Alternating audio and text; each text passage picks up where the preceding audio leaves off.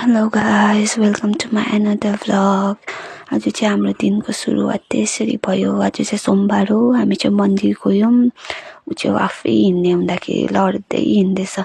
मेरो छोरा कति जस्तो भइरहेको थियो। उसलाई मैले लुगा फेरिदिएको थिइनँ नि त। बिहानै फेरिदियो भने चाहिँ भरे बेलुकासम्म चाहिँ ऊ कति न कति हुन्छ पुरा हिँडेर।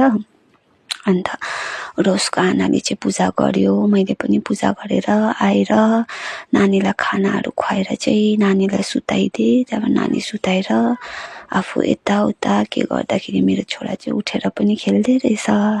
त्यहाँबाट मैले उसलाई उठाएर लुगाहरू फेरेर खानाहरू खुवाएर त्यहाँबाट चाहिँ हामी एकछिन उपरतिर जाउँ ल भनेर भाउजूकोतिर गयौँ। म र नानी चाहिँ त्यहाँनिर पनि ऊ गएर एकछिन खेल्यो।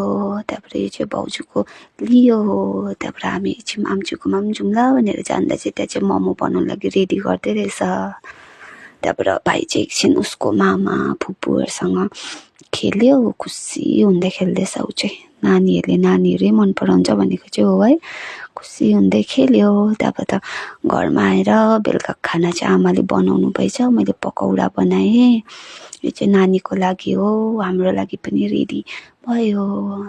Thanks for watching. Bye bye. Hope you like my video.